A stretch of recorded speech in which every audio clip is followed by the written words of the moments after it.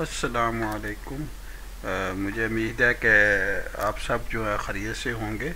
और सबसे पहले तो मेरी बहुत सारी दुआएं आप सबके लिए कि अल्लाह ताला सब आप सबको जो है खैरियत से रखे और अल्लाह ताला जो है आपके जो काम हैं उनमें बरकत डाले।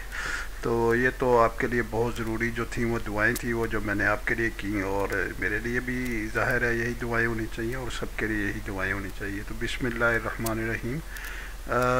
ऐसा है कि जो है ना, मैं कुछ सोच रहा था कि आपके जो लेक्चर्स हैं बीआईएम के मतलब उसकी कुछ इंट्रोडक्शन, फिर सिविल थ्री क्या है उसकी जो है मुकम्मल उसका कोर्स, इन सब वीडियोस को, इन सब जो इंफॉर्मेशन को ना अपलोड किया जाए, पूरे कोर्सेज़ को अपलोड किया जाए। तो बीम के भी, बीआईएम के भी मैं अपलोड करूँगा और सिविल थ्री के भी मैं अपलोड करूँगा। तो इस वीडियो में, ये मेरी पहली वीडियो होगी और इस वीडियो में मैं सबसे पहले डिस्कस करूँगा कि बीआईएम क्या है और उसका कुछ इंट्रोडक्शन होगा हमारे सामने, और इंट्रोडक्शन के बाद फिर मैं जो है डिस्कस करूँगा कि सिविल थ्री क्या है और सिविल थ्री जो है किस तरह से जाके ना हमारी हेल्प करती है, ठीक है। और क्या जो बहुत सारी कन्फ्यूजन्स हैं मार्केट के अंदर कि सिविल थ्री के बिम टूल नहीं है, ये जो कन्फ्यूजन है इसको भी दूर किया जाएगा और बहुत सारी चीज़ें के बारे में आपको इन्फॉर्मेशन दी जाएगी। तो सबसे पहले हम देखते हैं कि बिल्डिंग इंफॉर्मेशन है क्या।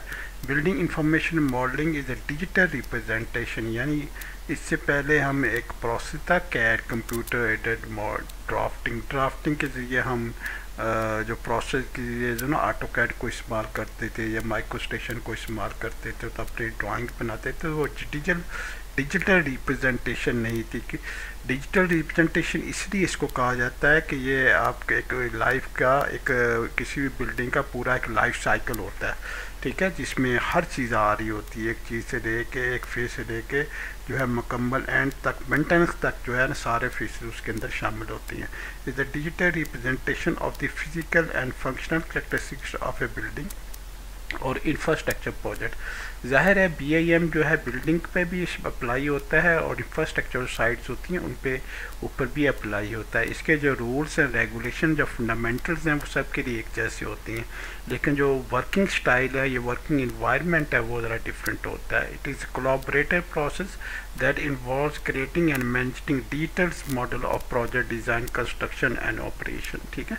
तो कोलैबोरेटिव प्रोसेस जो है इसके बारे में मैं अलग से जो है आपकी वीडियोस बनाऊंगा। कोलैबोरेटिव मतलब थोड़ा सा यहाँ पे बता दूँ कि कोलैबोरेटिव में तो मतलब ये होता है कि आप जो है किसी दूसरों के साथ, स्टेक होल्डर्स का, डिफरेंट स्टेक होल्डर के साथ किस तरह कोलैबोरेट कर रहे होते हैं, ठीक है। उसके बाद मैनेजिंग डिजिटल जो मॉडल उनको मैनेज करना, प्रोजेक्ट डिज़ाइन को देखना, कंस्ट्रक्शन देखना, ऑपरेशन देखना।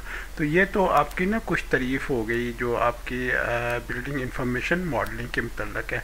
उसके बाद आगे जाती हैं, beam goes beyond tradition 2D drafting and 3D modelling. ज़ाहिर है कि जो 2D मॉडलिंग थी उसके अंदर चीज़ें उस तरह से चीज़ें नहीं हैं जिस तरह 3D मॉडलिंग के अंदर हैं। और स्पेशली अगर बीआईएम को देखें तो बीआईएम का जो प्रोसेस है वो काफ़ी इन्हांस हो चुका है और काफ़ी बेहतर हो चुका है और चीज़ें जो है टोटली मुख्तलिफ हो गई हैं। और बहुत सारे कंट्रीज़ जो है 2D प्रोसेस से अपने जो है 3D प्रोसेस की तरफ जो है स्विच कर रही हैं।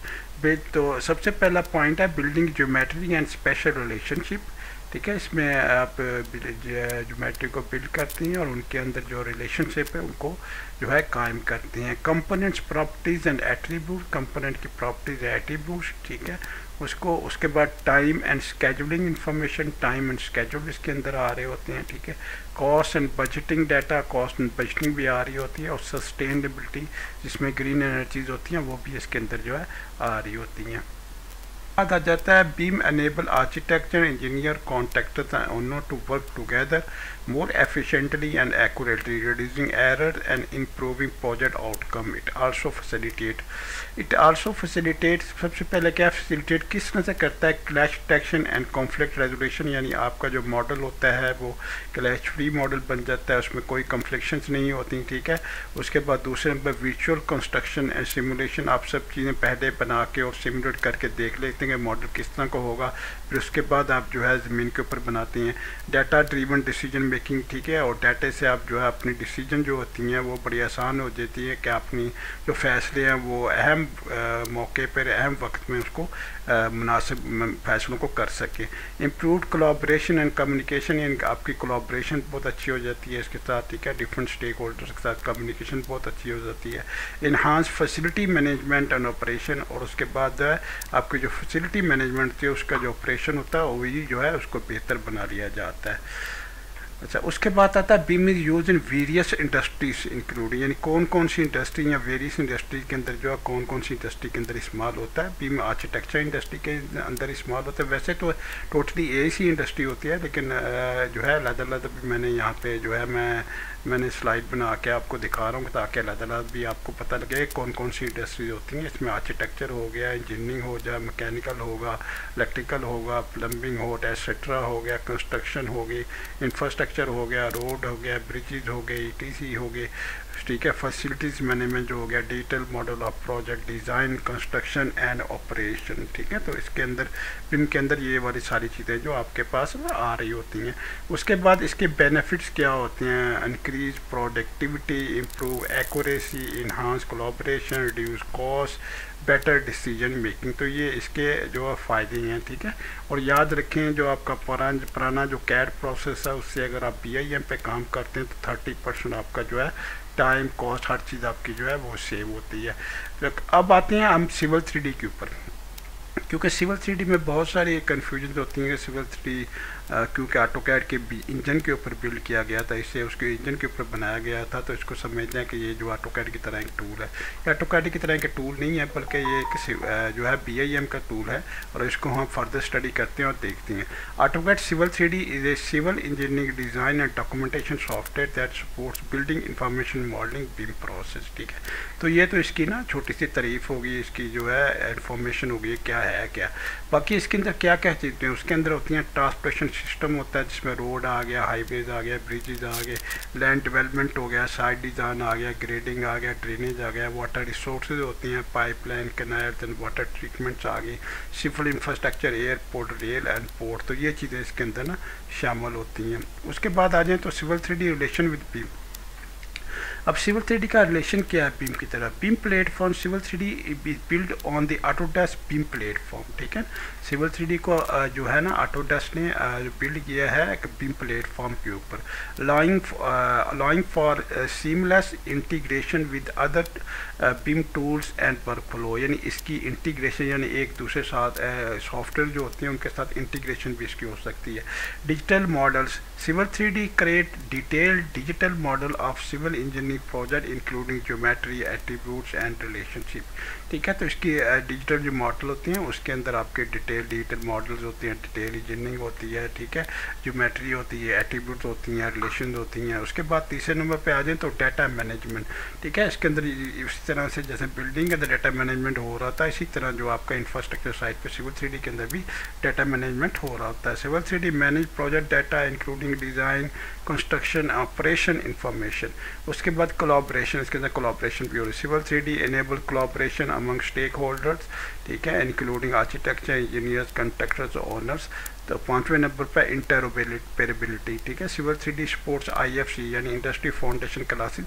इंडस्ट्री फाउंडेशन क्लासेस क्या होती है, एक कॉमन फॉर्मेट है जो AC इंडस्ट्री ने डेवलप किया है ISO ने, ताकि जो है कोई भी अगर देखना चाहे तो आपका जो मॉडल है, आपकी ड्राइंग है, उसको जो कर सके, उसको विजुअलाइज कर सके, ठीक है। तो इससे जो है कॉमन फॉर्मेट होता है या ओपन फॉर्मेट होता है। Other beam standard ensuring compatibility with other beam softwares. उसके बाद आगे चले जाएँ तो आगे आपके आता है की BIM features in civil 3D। Civil 3D के कौन कौन सी जो है चीज़ें होती हैं और ज़्यादा प्रोमिनेंट कौन सी चीज़ें होती हैं, जैसे ऑब्जेक्ट ओरिएंटेड डिज़ाइन होता है आपके पास, ठीक है, पैरामेट्रिक्स मॉडलिंग होती है, डाटा ड्रिवन डिज़ाइन होता है, डायनेमिक विजुअलाइजेशन होती है, कैश रिडक्शन, कॉन्फ्लिक्ट रेजोल्यूशन होती है, क्वांटिटी टेक ऑफ होता है, एस्टिमेशन होती है, कंस्ट्रक्शन डॉक्यूमेंट्स एंड सिमुलेशन जो है सिमुलेशन भी आपके पास होती है, ठीक है।